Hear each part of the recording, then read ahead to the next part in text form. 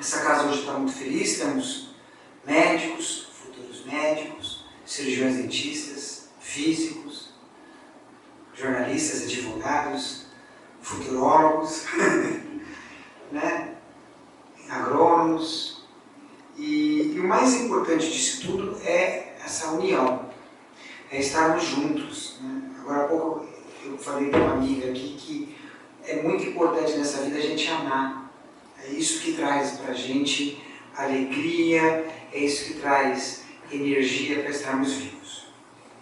E a medicina é uma ciência de amor, que ela é baseada em vários pilares. Um deles, o pilar da humanização. Aqueles que aqui estiveram presentes, lembram quando eu assumia a gestão aqui da casa do médico,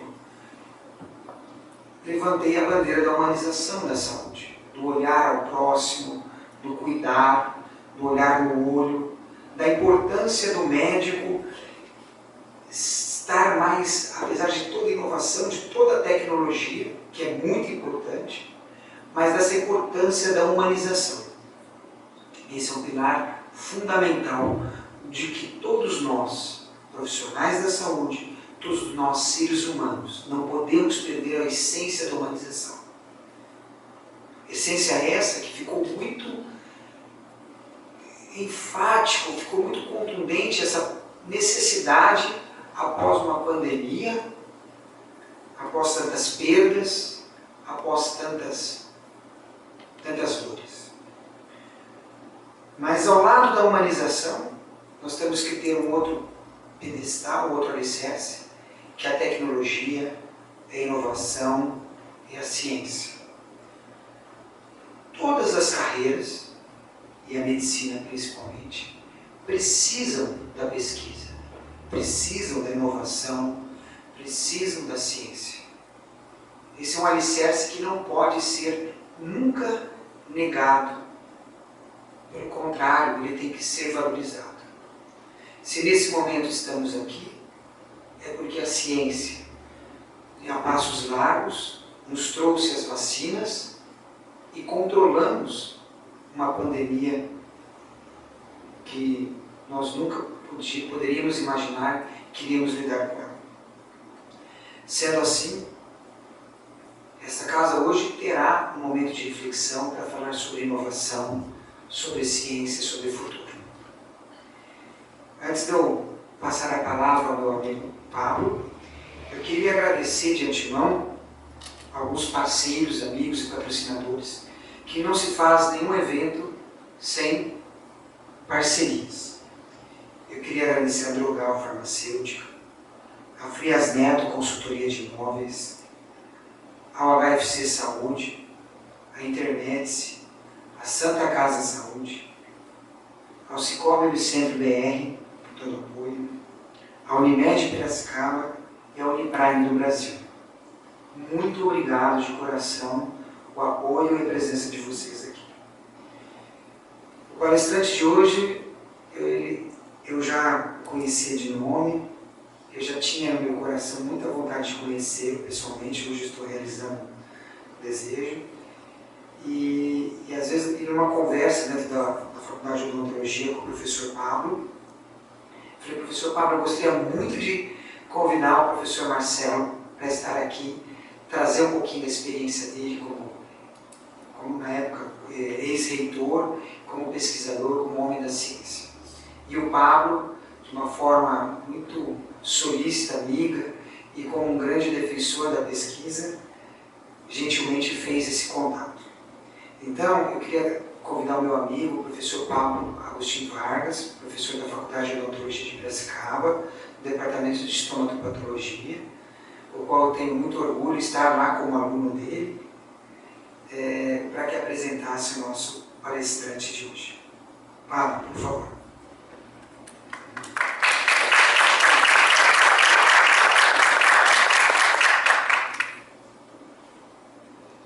Bom, boa noite a todos. Sou Pablo Vargas, sou professor titular de Patologia da Unicamp. É um prazer estar aqui hoje participando dessa atividade. Antes de ter a honra de fazer a introdução do professor Marcelo Nobel. Eu hoje também, infelizmente, duas pessoas muito importantes acabaram falecendo, que eu acho que a gente tem que ter um respeito importante. O professor de anatomia da Unicamp, aposentado, o Dr. Fausto Berzin, infelizmente faleceu hoje. E também hoje faleceu uma pessoa que eu tenho muito carinho e foi muito importante durante meu mestrado e doutorado na FMUSP, que foi o professor Georg Miklos Bon, professor de patologia, titular de patologia da FMUSP. Ele também faleceu hoje. Eram duas pessoas altas e de olhos azuis. É bem curioso, e os dois nos deixaram hoje praticamente com a mesma idade. Então, agradecer, deixar aqui em público a nossa gratidão a eles por todos os ensinamentos e convívio, né? E parabenizar também a todos, hoje no Dia do Médico, né, que estão aqui presentes. E agora fazendo a introdução do professor Marcelo, vou ser breve, que ele combinou, né? Não dá para falar todo o currículo do professor Marcelo, garanto para vocês, mas é uma pessoa muito boa, muito inteligente, que eu tive a honra de trabalhar. Quando eu fui coordenador de graduação, ele era pró-reitor de graduação da Unicamp. Depois ele se tornou reitor da Unicamp, sendo professor titular do Instituto de Física. Então, tenho certeza, ele criou uma grande experiência em projetos de ciência e de como interagir com todas as esferas do poder público e com a sociedade em geral. Então, tenho certeza que vai ser algo bem prazeroso ouvir o professor Marcelo esta noite, mais uma vez. Obrigado, professor Marcelo, por favor.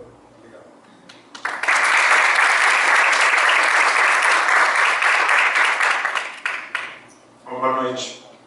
Queria, em primeiro lugar, agradecer a presença de vocês, o convite aqui da APM, de Piracicaba, o Ricardo, aqui o Pablo, por ter também dado o meu contato. E eu, após ter aceito o convite, né, de falar sobre como acompanhar as fronteiras da ciência e da inovação, logo me arrependi, porque é bem difícil, me dei conta que era uma tarefa quase impossível.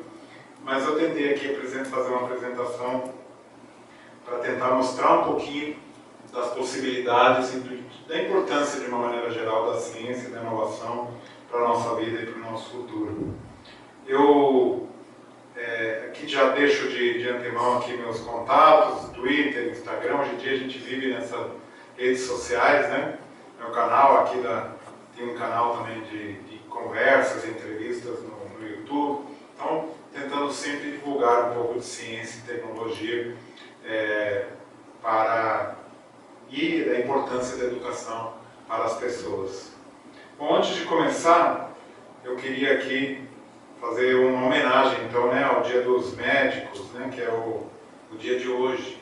Eu não sabia aqui que tínhamos, né, que o Ricardo era do IML, tem gente que trabalha no IML, então essa foto é antiga, né, e não faz mais isso hoje, até politicamente incorreto, digamos assim, mas era uma foto tradicional, né, nas aulas de anatomia, antigamente, e eu trouxe essa foto com duas curiosidades.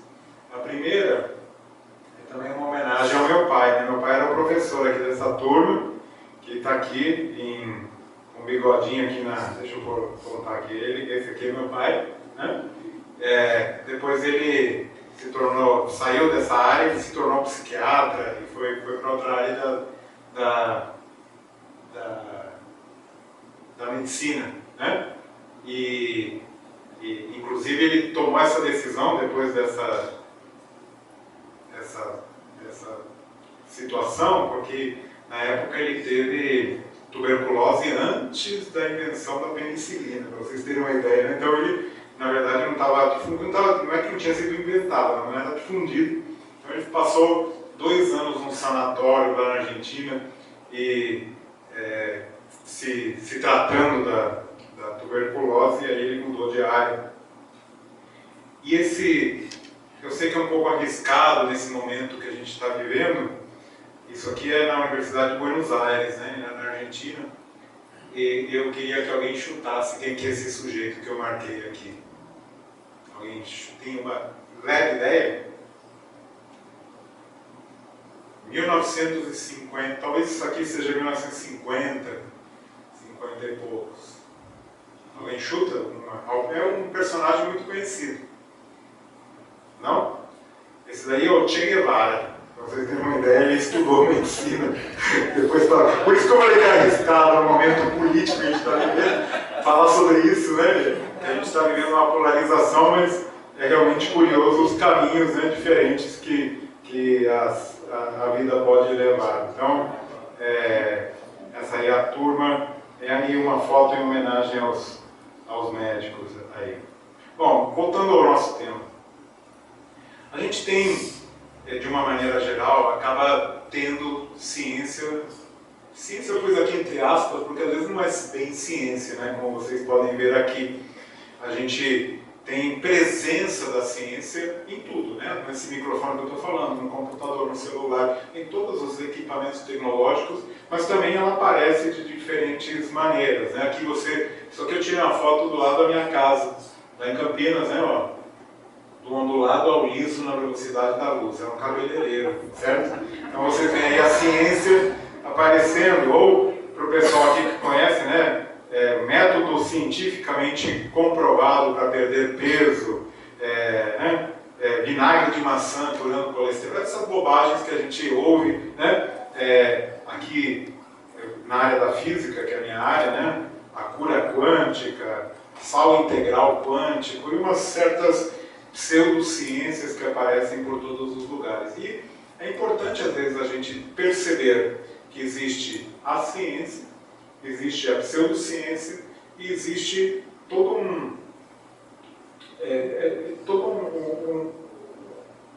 misto, né, que permeia a nossa vida e a gente às vezes nem se dá conta da importância da ciência, como ela evolui, de que maneira ela surge. Então, recentemente eu tive que dar uma aula para professores de ensino fundamental e me pediram para falar sobre ciência no cotidiano, onde aparece a ciência no cotidiano. Eu fiquei também perdido, porque ela aparece tanto, de tantas maneiras, que é quase impossível você separar as maneiras com que ela pode aparecer. Eu escolhi um único exemplo, entre milhões de possibilidades, que foi quando, vejam que isso é século XIX, né?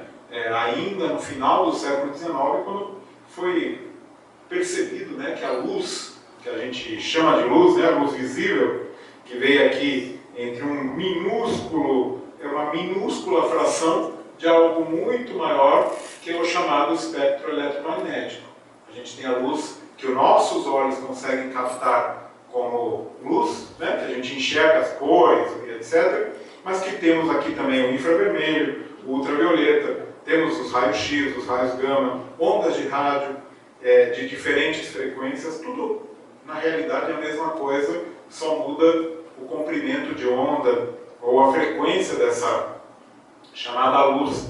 E com isso, na realidade, mesmo sem entender sobre isso, mesmo sem saber como funcionava, o que era, de que maneira age, né, que foi um mistério para a ciência por séculos e séculos, a gente foi utilizando essa luz em diferentes maneiras, né? Aqui, com a descoberta dos telescópios, lunetas, os óculos, né? Óculos também são objetos tecnológicos, digamos assim, que aproveitam as propriedades da luz para você realmente poder corrigir alguns problemas que temos muitas vezes para enxergar, que vem com a idade ou que vem de nascimento e assim por diante.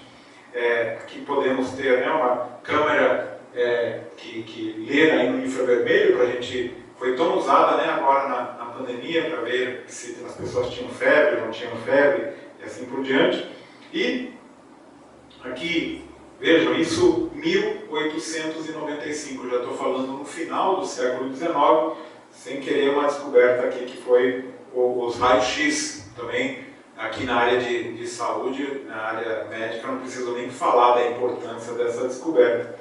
E aqui algumas curiosidades também, que muitas vezes as pessoas não conhecem.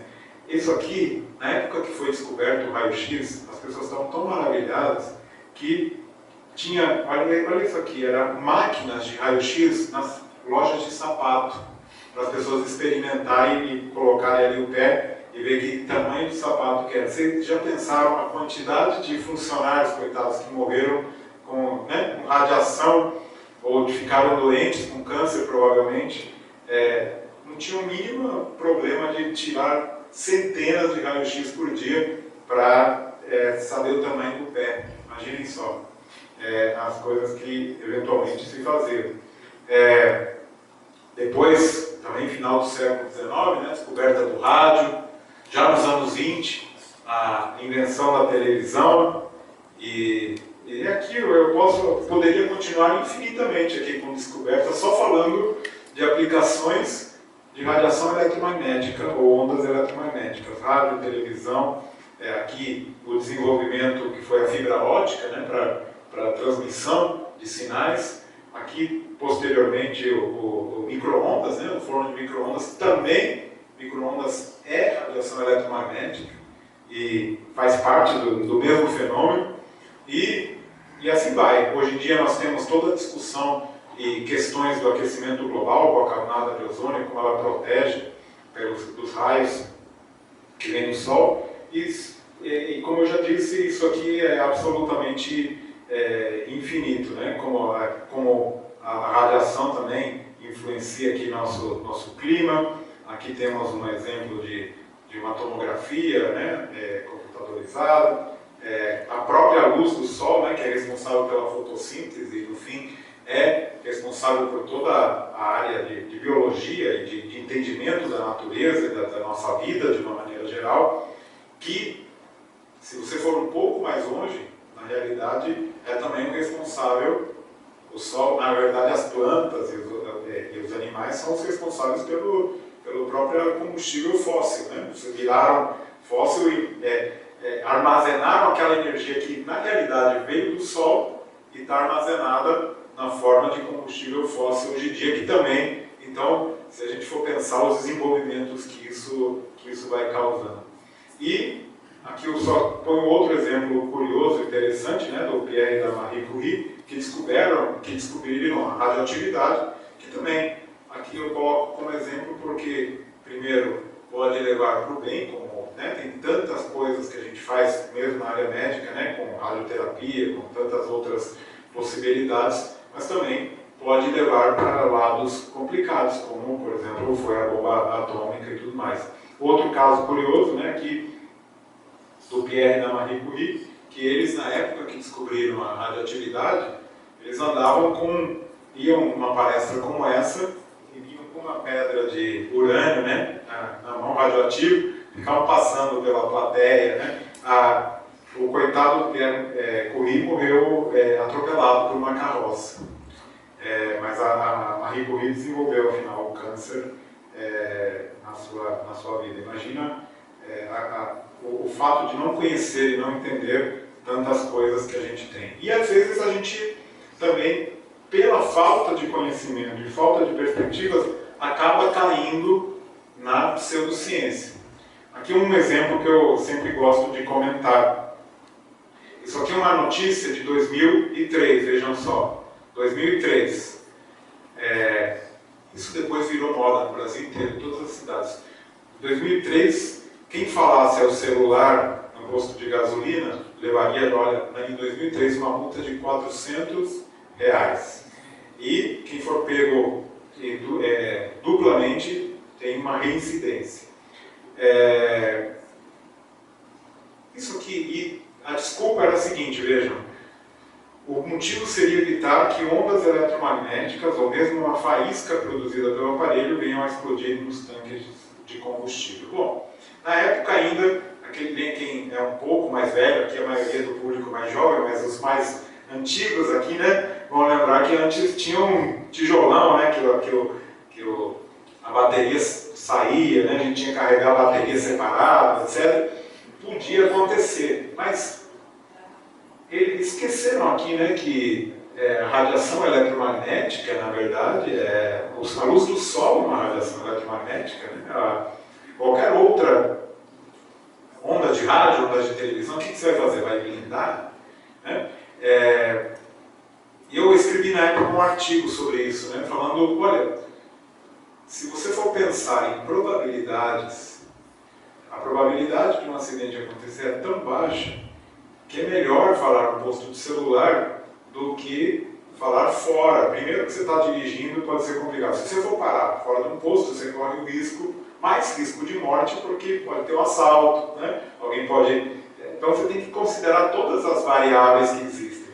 Além disso, existe um fenômeno que todo mundo aqui já sofreu, que é nos dias, principalmente dias secos, né? Quando você usa algum agasalho, uma coisa de lã, você acaba friccionando e acaba levando, aí tem energia eletrostática. Todo mundo já levou um choque, né, num dia desse.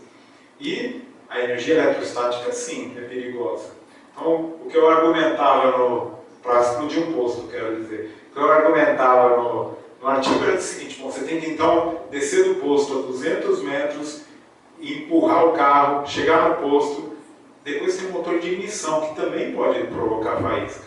Então, considerando todas as probabilidades, a probabilidade de um posto explodir por uso de celular não tem o mínimo sentido. E, de fato, é o que nunca aconteceu. Então, existem lendas urbanas, né, que já consideradas falsas, e, de fato, hoje vocês veem todas aquelas maquininhas que cobram cartão de crédito, débito, etc., são celulares, na verdade.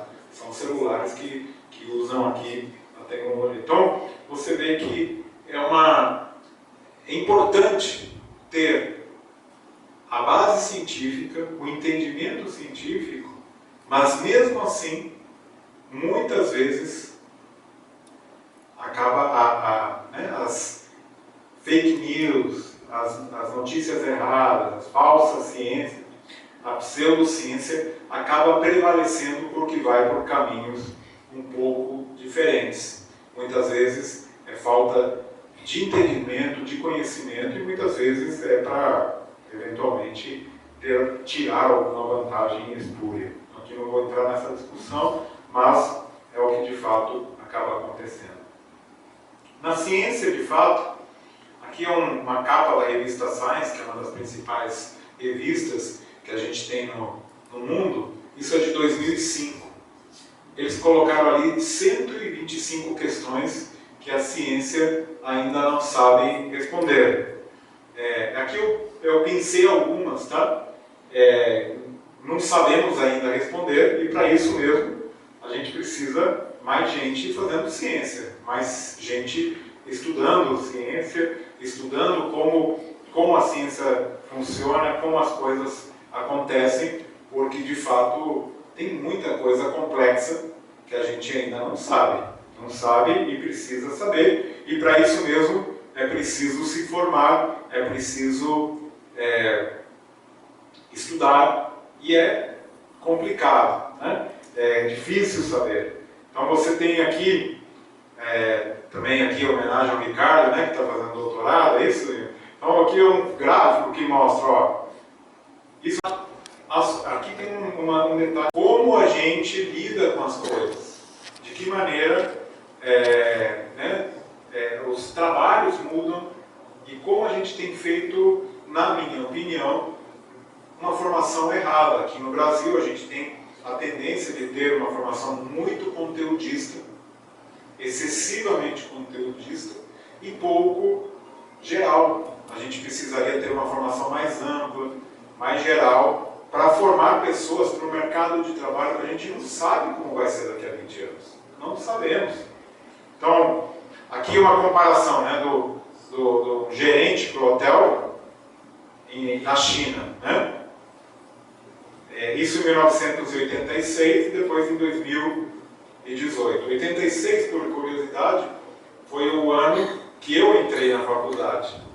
Então, era o que precisava, se eu quisesse ser gerente, né, de hotel, precisaria ter um caráter, excelente caráter, vontade de aprender, de 20 a 26 anos, um diploma, proficiente em inglês, boa saúde e morar perto do hotel.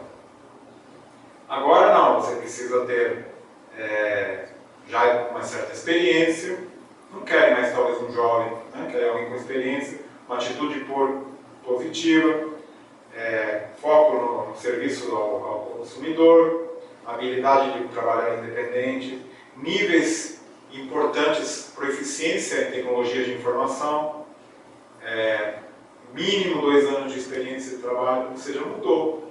E vai mudar mais, né? Então, aqui, se você compara 2015 com 2020, tem o pessoal que tem feito esse tipo de trabalho. O que você precisa, né?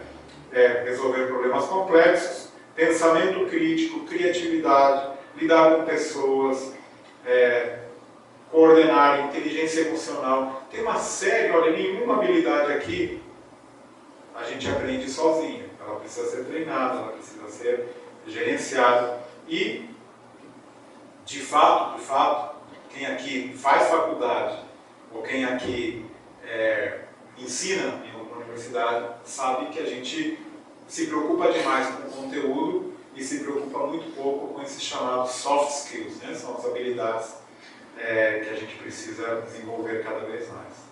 Aqui, um exemplo interessante. 10 trabalhos que não existiam 10 anos atrás.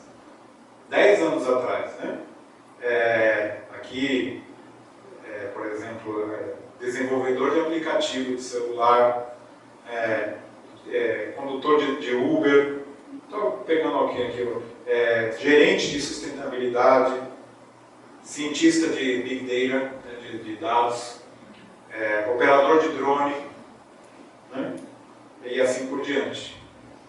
Tem um monte de coisas que hoje, provavelmente, também a gente não sabe. Isso aqui, talvez para o futuro, né? Aqui, profissional de cybersecurity, nanotecnologista médico,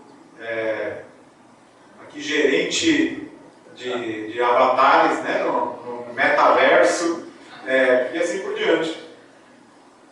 Provavelmente são aqui, claro, um exercício de futuro que nós não sabemos se vai ser verdade ou não, e provavelmente teremos tantas outras profissões que a gente não tem ideia do que vai acontecer. Então, essa aqui que são consideradas, não vou entrar aqui em detalhes porque é meio longo, mas aqui o que a gente precisa, né, realmente ter na próxima década, né? Algo muito rápido, remoto, com logística, automatizado e verde, né? Que seja sustentável do ponto de vista.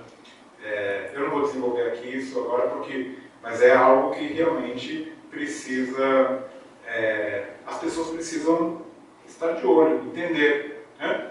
Então, vejam como um trabalho vai evoluindo. Aqui, a comparação do que era antigamente, né? Um contador, né? Precisava ter o conhecimento da área específica, das leis, da legislação, de fazer contas, de fazer planilhas, etc.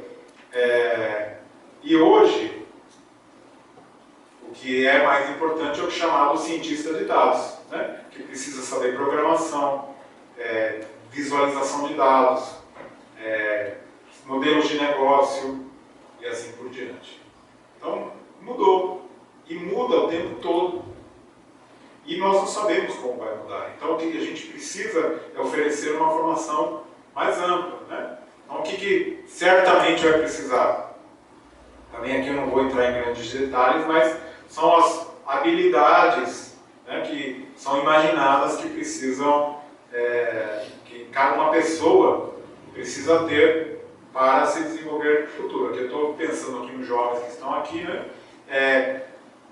Não terão isso provavelmente na faculdade, mas você pode buscar curso, pode buscar se especializar em alguma área nesse sentido. Então, essa é um pouco interessante. Aqui um dado que eu encontrei, veja o seguinte, mesmo se você teve um mestrado em ciência de dados 5 anos atrás, o seu currículo já está ultrapassado.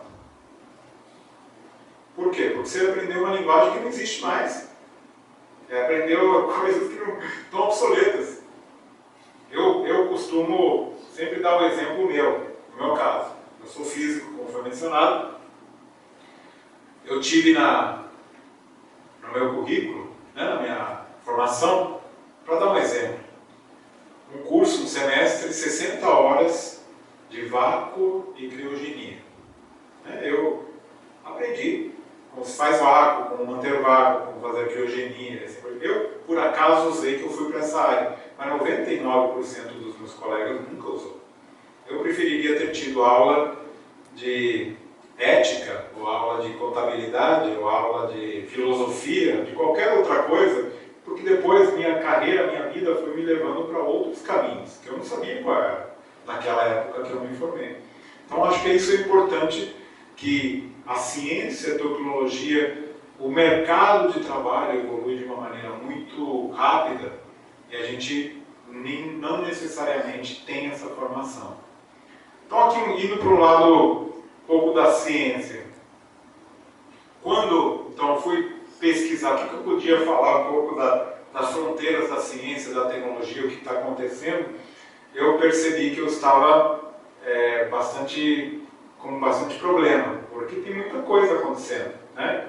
Como é de se imaginar. Então, se você for pegar aqui, eu peguei uma palavra-chave aqui na área de desenvolvimento e científico-tecnológico. Claro que aparece aqui a nanotecnologia, mas aparece também a computação quântica, blockchain, carros, né, autônomos, inteligência artificial, o CRISPR, né, que é uma coisa impressionante que está sendo feito aí na questão da genética, que tem a ver com a engenharia molecular, machine learning, bom, é infinito.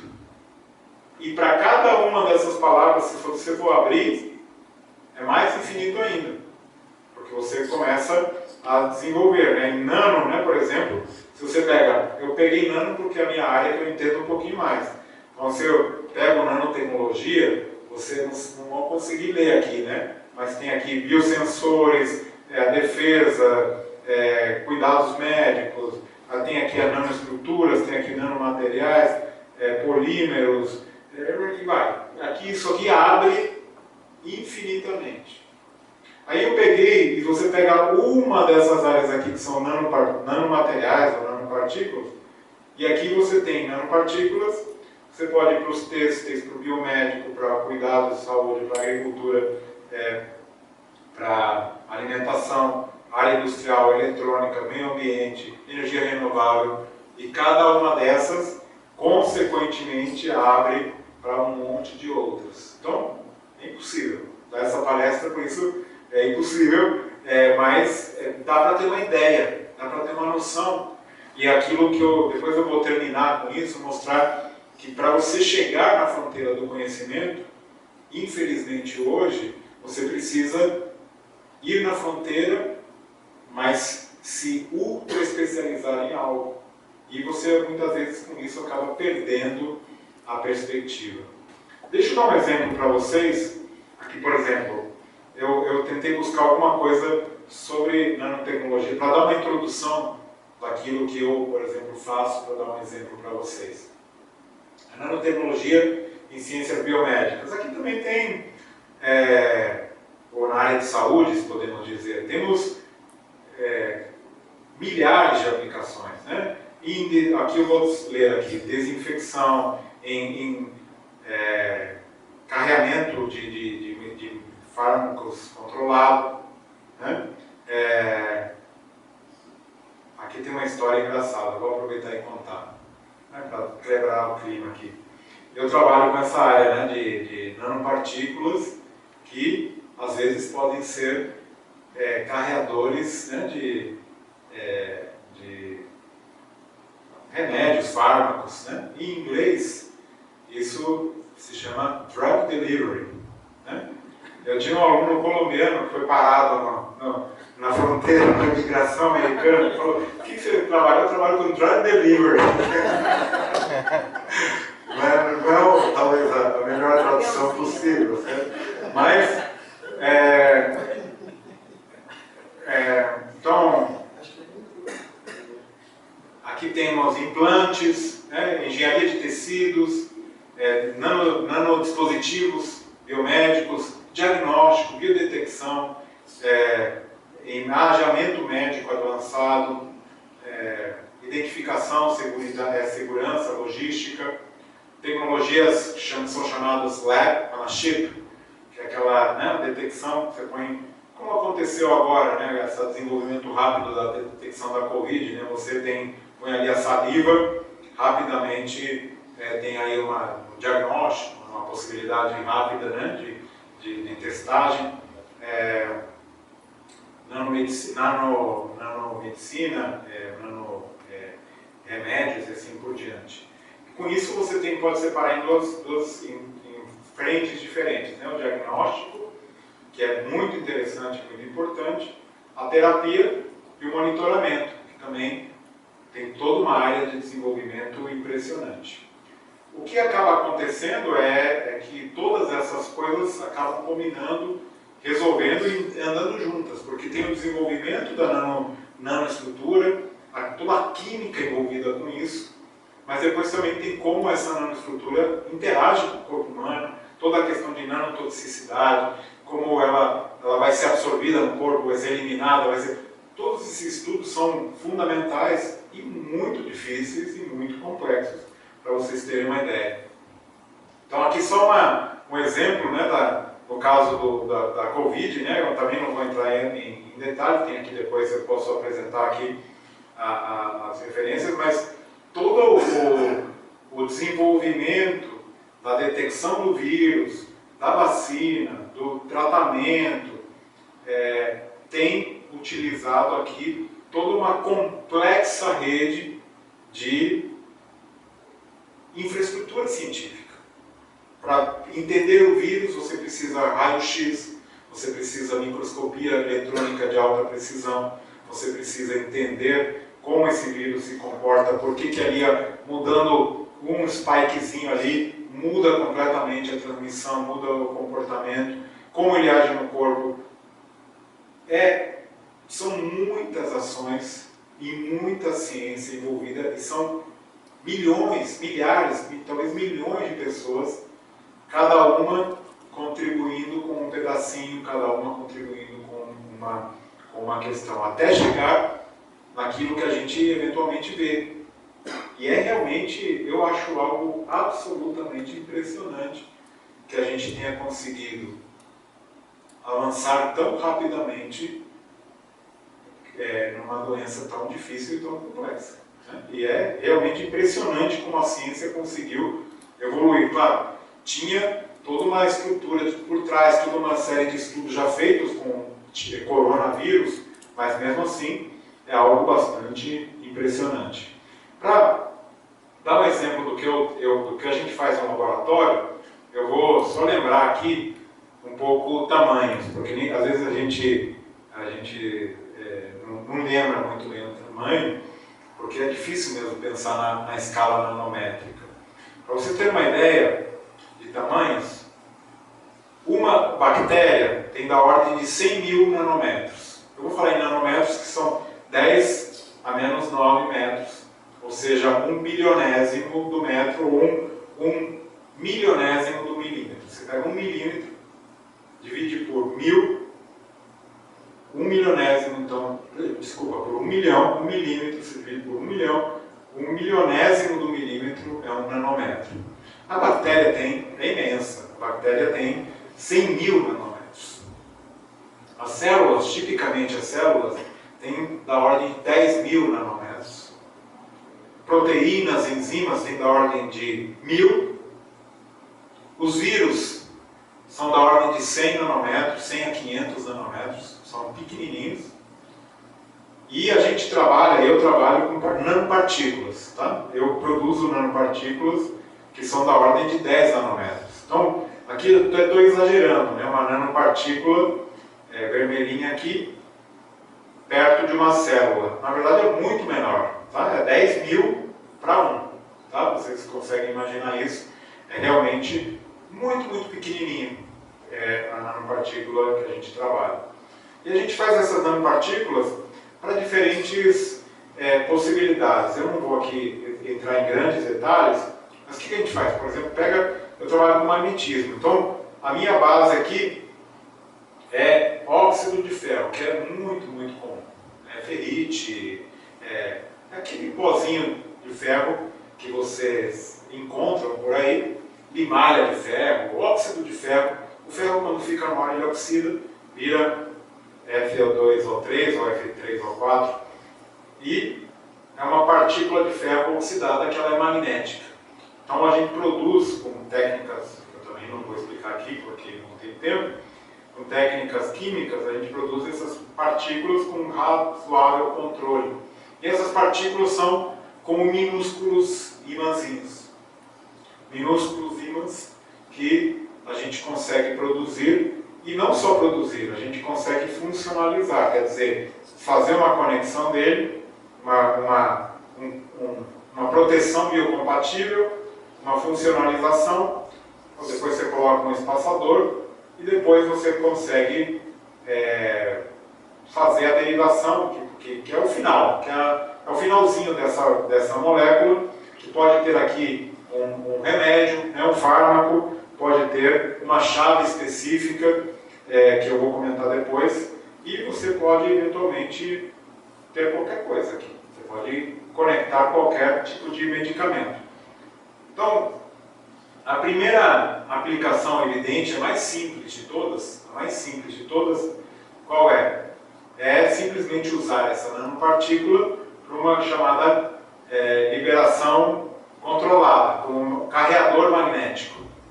O que você faz? Hoje em dia, deixa eu ver se eu tenho uma imagem aqui. Hoje em dia você, não tem, você toma aqui os médicos me corrijam, tá? Toma um anti-inflamatório, por exemplo, tá? Tá com uma inflamação aqui no pulso. Toma um anti-inflamatório. O que vai acontecer? Você tem que tomar uma dose muito maior, porque o anti-inflamatório vai para o corpo todo, ele não sabe onde você está com a inflamação. Ela circula, né? E ali vai sendo absorvido pelo corpo, uma minúscula fração vai ser absorvido ali na inflamação que você tem, certo? Então, isso aí é chamado a liberação sistêmica. E a gente tem a possibilidade aqui de fazer uma liberação controlada, bem simplesinho. Como que você faz? Está com a inflamação aqui, põe esse anti-inflamatório junto com uma nanopartícula magnética, ele vai circular do mesmo jeito pelo corpo. Só que agora você põe um ímã aqui, certo? E esse ímã vai fazer o quê? Quando a nanopartícula passar por aqui, vai ficar. Vai ser atraída. E por isso, vai ter uma alta concentração, aqui é o mais simples possível, né, de possibilidades. E vai ficar ali, e você então precisa ter muito menos daquele remédio para você poder atingir uma área específica. Tem limitações? Claro que tem, né? Você precisa ter áreas próximas e tal, porque o campo magnético tem que, ou seja, se está bem lá dentro do corpo é mais complicado. E aqui você espera 15 minutos com o ímã, em 15 minutos já a circulação toda aconteceu e boa parte de tudo daquilo que você tomou acaba sendo absorvido ali. Aqui temos a possibilidade de ter outras coisas um pouco mais complexas, né? Você cria chamados lipossomas, e você pode criar o magnetolipossoma, ou seja, são tipo capinhas, né, que você faz com elementos químicos que estão bem controlados e bem feitos, e você pode então, com um campo magnético, faz isso aqui com parte magnética, e com um campo magnético você destrói essa capinha quando você quiser.